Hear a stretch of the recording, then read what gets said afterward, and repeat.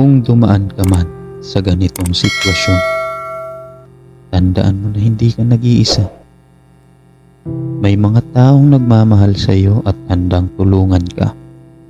Huwag kang matakot na humingi ng tulong at magpakita ng iyong nararamdaman. Magiging okay din ang lahat. So, sa video nga na ito ay ibabahagi ko sa inyo ang isang kwento ng aking kaibigan. At itatago na lang natin sa pangalang Mark at pinamagatang Sin. Si Mark ay best friend ko simula high school. Palagi siyang palangiti. Mahilig siyang magpatawa o siraulo sa aming magkakabarkada. At palaging nandyan para sa aming magtotropa. Kaya naman, nagulat ako nang makita ko siyang sobrang down nitong mga nakaraang araw.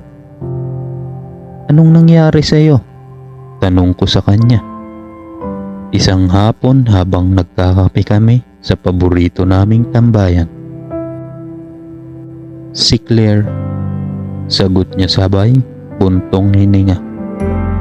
Nakipag-break siya sa akin. Si Claire ang girlfriend ni Mark for 2 years. Akala naming lahat na sila na talaga ang magkakatuluyan.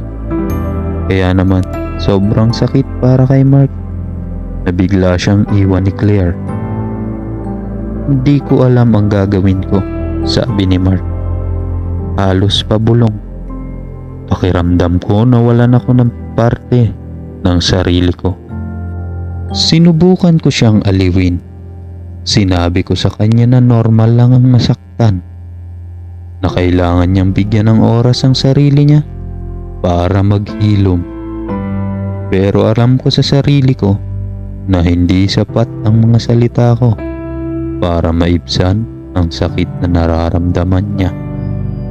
Sa mga sumunod nga na araw, sinamahan ko si Mark sa paborito naming spot para mamingwit ng isda at gumala sa park, uminom ng kape sa paborito naming tambayan.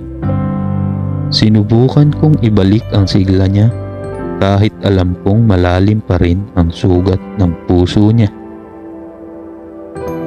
At habang naglalakad kami pauwi sa aming mga taha-tahanan, biglang tumigil si Mark.